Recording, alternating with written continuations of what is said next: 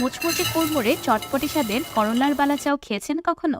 আজকে আপনাদের আমার এই গোপন রেসিপিটি দিয়ে দিলাম, যেটা আগে আপনারা কখনো দেখেননি বা খাননি। গরম গরম ভাতে শুধু এই ক্রিস্পি বালা চাওগুলো থাকলে সাথে আর কিছুই লাগবে না। শুধু তাই নয়, একদিন বানিয়ে সংরক্ষণও করতে পারবেন 6 মাস পর্যন্ত। আসসালামু আলাইকুম everyone, I am chef Ishika. Welcome back to my food channel. করলার বালা চাও বানানোর জন্য আমি প্রথমেই নিয়ে নিয়েছি 1 কেজি করলা। করলার বালাচাও বানিয়ে বেশি দিন সংরক্ষণ করার জন্য আমি একটু বেশি পরিমাণে বানাচ্ছি। আপনারা ইচ্ছে করলে একটু কম পরিমাণেও বানাতে পারেন। আমি করলাগুলোকে খুব ভালো মতো ধুয়ে পরিষ্কার করে নিয়েছি। এবার আমি এগুলোকে পাতলা পাতলা করে কেটে নিব। ঠিক যেমন আমরা করলা ভাজি করার জন্য করলাগুলো কেটে থাকি, আমি ঠিক সেইভাবেই কেটে নিয়েছি। এবার আমি কেটে রাখা করলাগুলো একটি বড় পাত্রে ট্রান্সফার করে দিলাম। এবার দিয়ে দিলাম 1 টেবিল চামচ লবণ আর 1 চা চামচ হলুদের গুঁড়া। এবার লবণ হলুদ করলার সাথে খুব ভালোভাবে মাখিয়ে নেব। করলাতে লবণ মাখিয়ে রাখলে করলাগুলো খুব সুন্দরভাবে নরম হয়ে যাবে, সেই সাথে এক্সট্রা পানিগুলো বেরিয়ে আসবে। এবার আমি করলাগুলোকে ঢেকে রেখে দিব 15 থেকে 20 মিনিটের মতো। তাহলে চলুন এই পর্যায়ে বালা চাওয়ের বাকি প্রিপারেশনসগুলো করে নিই। একটি প্যানে দিয়ে দিলাম পরিমাণ মতো সরিষার তেল। আপনারা ইচ্ছে করলে এখানে সরিষার তেলের পরিবর্তে সয়াবিন তেলও ব্যবহার করতে পারবেন। আমি বড় সাইজের রসুন গোল গোল ভাজি আকারে কেটে নিয়েছি। এখানে প্রায় 2 কাপের মতো রসুন আছে। এবার আমি গরম তেলে রসুনগুলোকে ডিপ ফ্রাই করে নিব। রসুনগুলোকে একটু সময় নিয়ে আস্তে আস্তে ভাজতে হবে, যেন ভিতর থেকে পানি সম্পূর্ণ শুকিয়ে গিয়ে বাহির থেকে ক্রিস্পি হয়ে যায়। আমি ভাজা রসুনগুলোকে একটি স্ট্রেনারের উপর রেখেছি, যেন এক্সট্রা তেল রিমুভ হয়ে যায়। এর থেকে বেশি লাল করে ভাজার প্রয়োজন নেই, তাহলে পরবর্তীতে খেতে তিতা লাগতে পারে। আওয়াজ শুনেই বুঝতে পারছেন রসুনগুলো কতটা বেশি ক্রিস্পি হয়েছে। এবার একটি বাটিতে নিয়ে নিয়েছি 4 কাপ পেঁয়াজ কুচি। বেরেস্তার জন্য আমরা সাধারণত যেভাবে পেঁয়াজ কুচি করে থাকি, আমি সেইভাবেই কুচি করে নিয়েছি। এবার লাল লাল ক্রিস্পি করে পেঁয়াজগুলোকেও ভেজে নিব।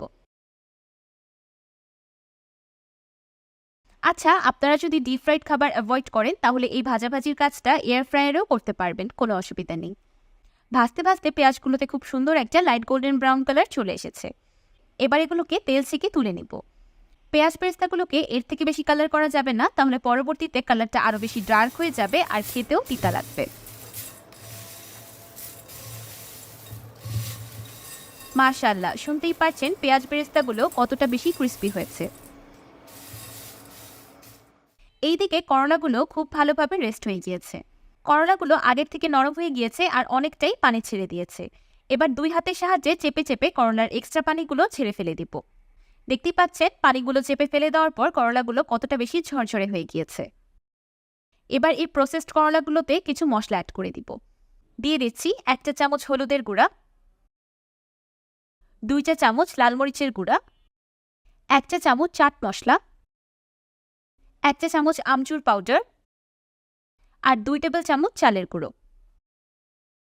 এবার হাতের সাহায্যে সবকিছু একসাথে খুব ভালোভাবে মিক্স করে নিব। করলাগুলোতে হালকা টক ফ্লেভার আনার জন্য এখানে আমচুর পাউডার আর চাট মশলাটা ব্যবহার করা হয়েছে। এই মশলাগুলো অ্যাড করাতে করলা ফ্রাইগুলো খেতে অনেকটাই চটপটে ফ্লেভারের হবে। এবার আমি করলাগুলোকেও ডুবো তেলে ভেজে নিব। ঠিক আগের মতোই করলাগুলোকেও একটু সময় নিয়ে আস্তে আস্তে ভাজতে হবে, যেন ভিতর থেকে পানি সম্পূর্ণ শুকিয়ে যায় আর করলাগুলো দীর্ঘ সময় পর্যন্ত ক্রিস্পি থাকে। করলাগুলো খুব সুন্দরভাবে লাল লাল করে ভাজা হয়ে গিয়েছে। এবার এগুলোকে তেল ছেঁকে তুলে নিচ্ছি।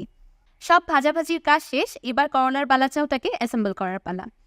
সেই জন্য একটি প্যানে দিয়ে দিলাম 1 টেবিল চামচ বা স্বাদ মতো লবণ। এবার চুলার লো ফ্লেমে লবণ 1 মিনিটের মতো ভিজিয়ে নেব। এবার দিয়ে দিলাম 2 টেবিল চামচ চিলি ফ্লেক্স। ঝালের পরিমাণটা আপনারা আপনাদের স্বাদ অনুযায়ী কম বেশি করতে পারেন। এবার অ্যাড করে দিচ্ছি আগে থেকে ভেজে রাখা করলা, পেঁয়াজ বেরেস্তা আর রসুন ভাজা। এবার সবকিছু একসাথে কুইক টস করে নিলেই তৈরি হয়ে যাবে মুচমুচে কুড়মুড়ে করলার বালাচাও। এমন করলার বালাচাও বানিয়ে যদি সংরক্ষণ করতে পারেন, তাহলে আপনার সপ্তাহে 2-3 দিন রান্না বান্না না করলেও চলবে। শুধু এই করলার বালাচাও দিয়েই আপনি 1 প্লেট ভাত মন ভরে খেয়ে নিতে পারবেন। টক আর চটপটে ফ্লেভারটাকে আরেকটু বেশি এনহ্যান্স করার জন্য একদম লাস্টে নামানোর আগে দিয়ে দিচ্ছি 1 টেবিল চামচ আমচুর পাউডার। হোমমেড আমচুর পাউডারের রেসিপি আপনারা আমার চ্যানেলেই পেয়ে যাবেন, লিঙ্ক আমি ইউটিউবের ডেসক্রিপশন বক্সে দিয়ে দিব। ব্যাস তৈরি হয়ে গেল ক্রিস্পি, স্পাইসি অ্যান্ড ট্যাঙ্গি করলার বালাচাও। মজার বিষয় কি জানেন, এই করলার বালাচাওগুলো চানাচুরের মতো এমনি এমনি খেতেই দারুণ লাগে। আমি তো চুলা থেকে নামানোর আগে একটু খেয়ে নিলাম, একদম পারফেক্ট হয়েছে। যারা করলা খেতে পছন্দ করে না বা খেতে চায় না তারাও এই করলার বালাচাও পেলে 1 প্লেট ভাত নিমেষেই শেষ করে ফেলবে। আসছে রমজান মাসের সেহরিতে যখন কোনো কিছুই খেতে ভালো লাগে না তখন এই করলার বালাচাও দিয়ে আপনি খুব মজা করে সেহরি করতে পারবেন। আমি তো প্রতি বছরই রোজার আগে এই করলার বালাচাও বানিয়ে সংরক্ষণ করে রাখি। তাই এই বছর আপনাদের সাথেও রেসিপিটি শেয়ার করে দিলাম যেন আপনারাও বানিয়ে সংরক্ষণ করে খেতে পারেন। আমার মনে হয় না এমন কোনো মানুষ খুঁজে পাওয়া যাবে যার এই করলার বালাচাও খেতে ভালো লাগবে না।